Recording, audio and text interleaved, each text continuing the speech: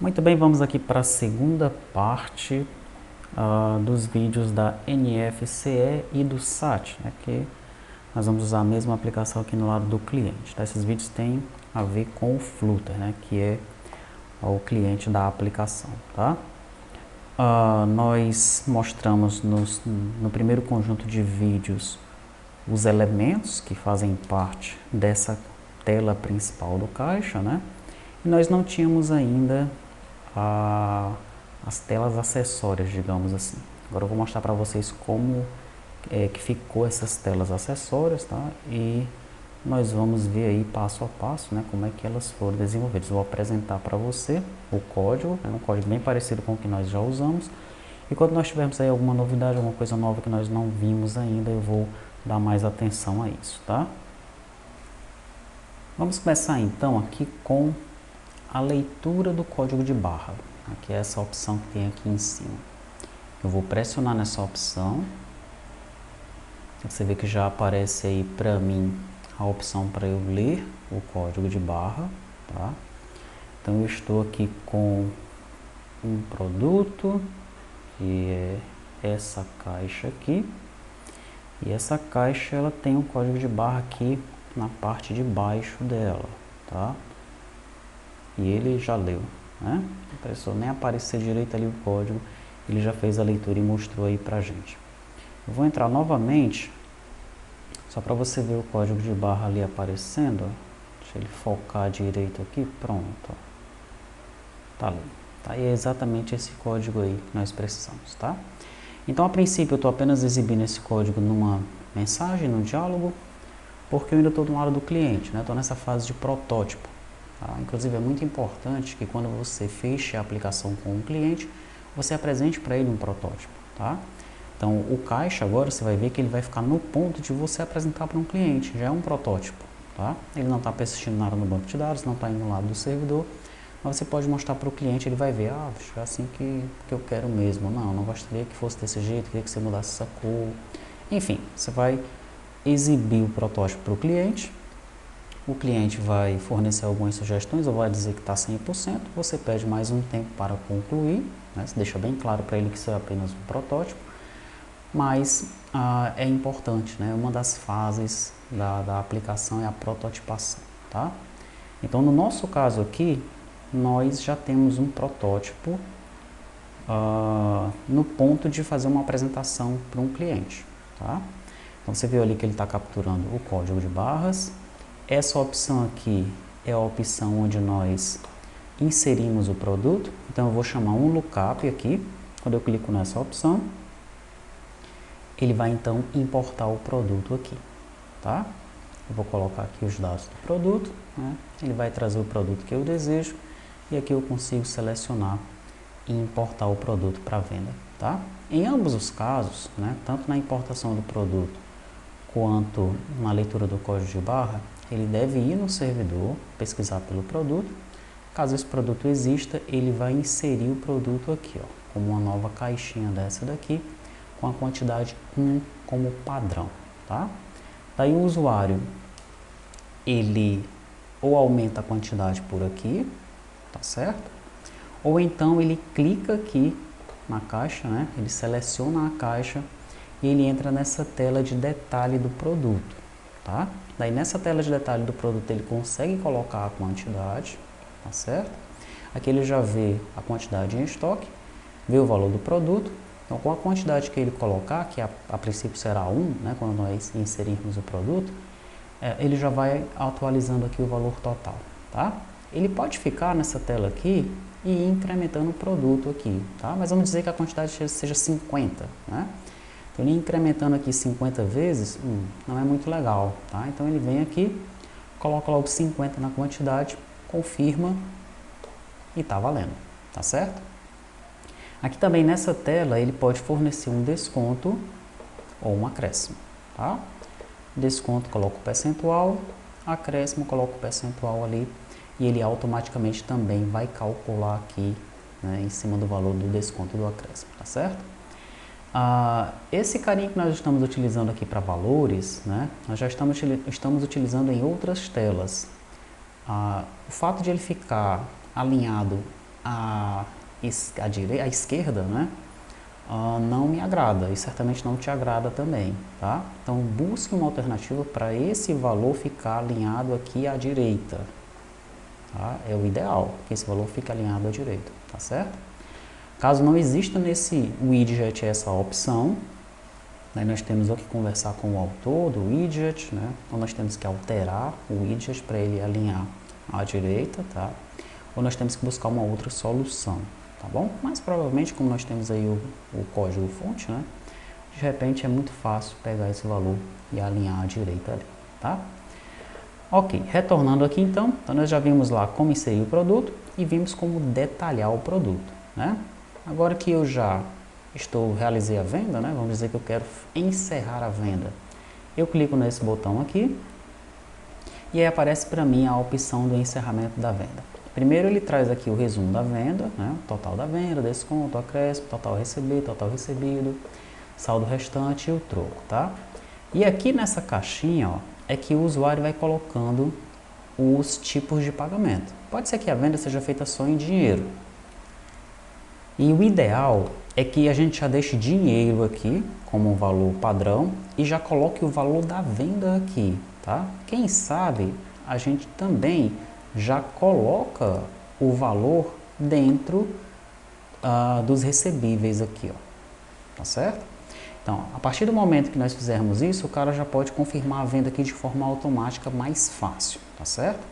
Agora, se não for isso que ele quer, ele vem aqui, remove esse tipo de pagamento e ele vai inserindo os tipos de pagamento de acordo com o que o cliente está pagando para ele, né? No caso aqui ele colocou R$100 de cartão de crédito. Aqui em cima esses valores eles devem ser atualizados, tá? Aqui, ó. Então, total recebido até o momento 100, vamos dizer que o total da venda fosse 200, né? Então ainda faltaria aqui um saldo restante de 100, tá certo? Ele não poderia encerrar a venda até que ele informasse todos os tipos de pagamento e o valor de fato batesse com o valor que ele necessita receber, tá? E aí se tivesse algum saldo restante, né, e se o valor fosse dinheiro, então ele exibiria aqui um troco, tá? Então nós temos que trabalhar nessa lógica ainda aqui no lado do cliente, tá certo? Mas em termos de protótipo aí já está funcionando, né? Já está de boa essa tela, você já compreende o que é que ela deve fazer. Aí o teu cliente, quando você exibir para ele o protótipo, também vai compreender o que é que essa tela deve fazer, tá? Ok, confirmei ali, né?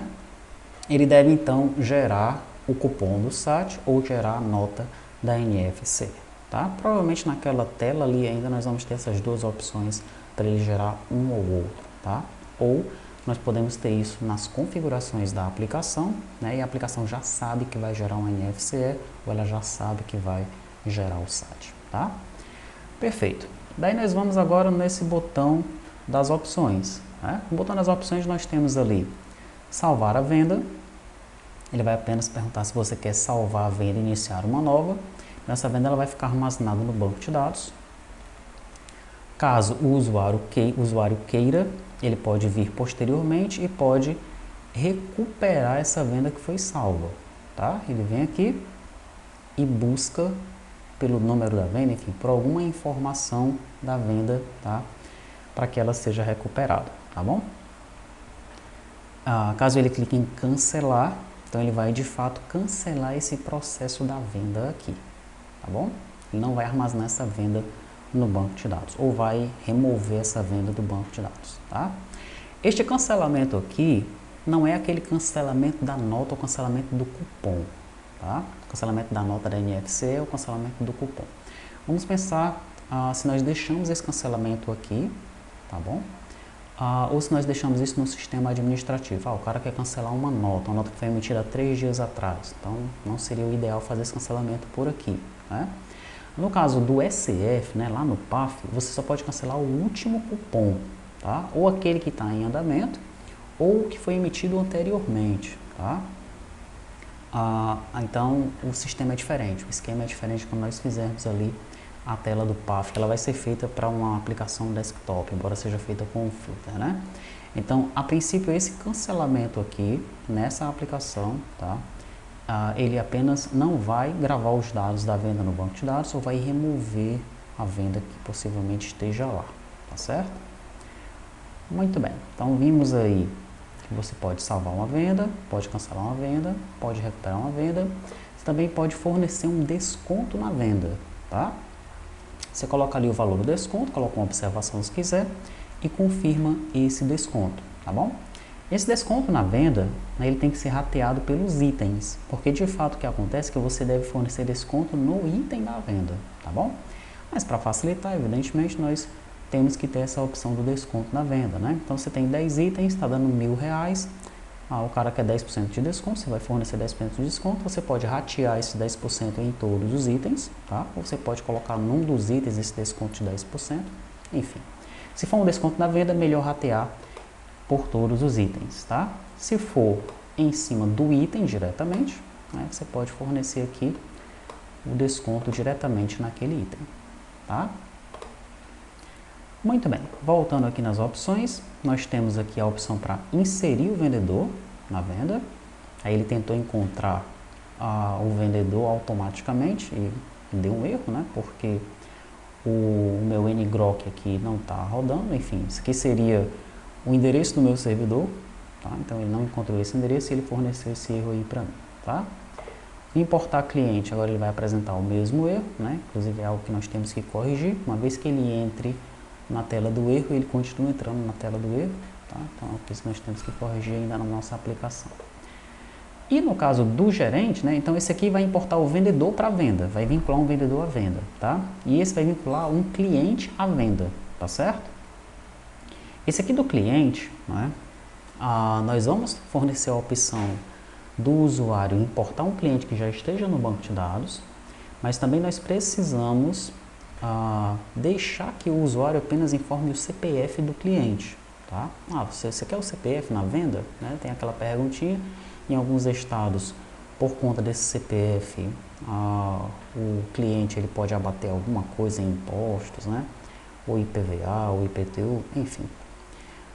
Deve existir essa opção de fornecer apenas o CPF sem que o cliente esteja no banco de dados, tá? Lembrando desse detalhe. No caso do cliente, nós temos aqui as opções do gerente, né? No caso do gerente, nós temos essas opções aqui, ó. Suprimento, sangria, inicia movimento e encerra movimento. No suprimento, vem aquela telinha de novo, ó, do valor e da observação. Essa é a mesma tela do desconto na venda, tá? No caso da sangria, mesma tela. Então, nós estamos utilizando a mesma tela para 3 operações, tá? E aí, dependendo de onde ela está sendo chamada, nós vamos tomar uma ou outra atitude com ela, com essa tela aqui, tá bom? Temos aqui o início do movimento.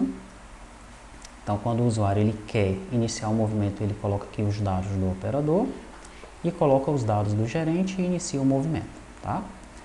Em algumas empresas, cada dispositivo de caixa pertence a um operador naquele momento, tá? E um gerente é responsável por vários operadores de caixa.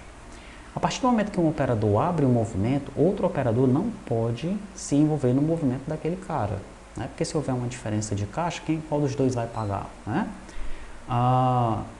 Então tem que ter essa opção aqui, nós temos que prever isso, né? Um movimento ser aberto por um operador vinculado a um gerente, tá? No entanto, eu vou marcar lá no banco de dados para nós não obrigarmos essas opções no movimento, tá? Então, quando uma pessoa ela quiser iniciar um movimento, ela vai vir aqui, vai entrar nessa tela e vai simplesmente confirmar o movimento, sem colocar dados de operador e dados de gerente, tá?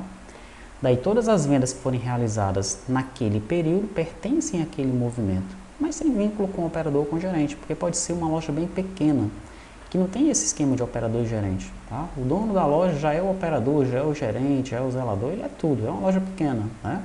Então não faz sentido ele ter esse trabalho todo dia de colocar os dados de operador e de gerente para abrir o movimento, tá? Então nós não vamos obrigar que esses dados sejam informados no momento de abrir o movimento, tá bom? No caso do encerramento, nós vamos trazer aqui algumas informações, né, sobre o movimento, o dispositivo, quem é o operador, a data da abertura e a hora da abertura. E aqui, ó, parecido com aquela tela da venda, né, do encerramento da venda, nós vamos informar os valores que entraram para cada meio de pagamento. Tá? Então, para dinheiro, dinheiro entrou R$1.000, vai entrando aqui. Tá?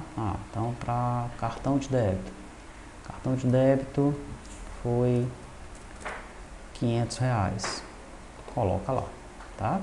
E a partir do momento que nós vamos informando essas opções, ele vai colocando ali embaixo, o total geral informado até o momento, R$1.500. Tá?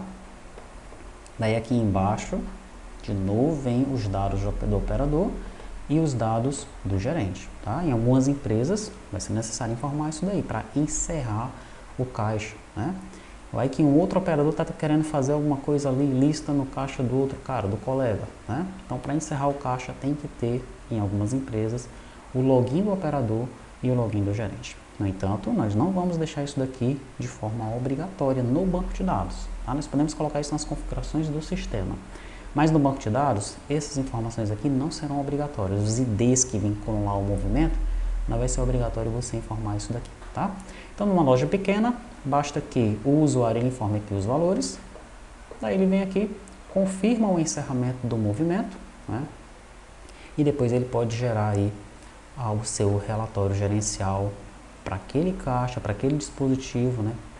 De forma individual para os dispositivos e de forma conjunta no banco de dados da retaguarda. Tá? Então pode ter um relatório individual e um relatório gerencial completo com todos os dispositivos de frente de caixa. Tá? Então é isso. Essas são as opções, né? Essas são as telas acessórias que nós temos aqui vinculadas à tela principal do caixa. E agora nós vamos ver como é que essas telas foram desenvolvidas, tá? Essa parte do cliente, é o que a gente vai ver nas próximas videoaulas.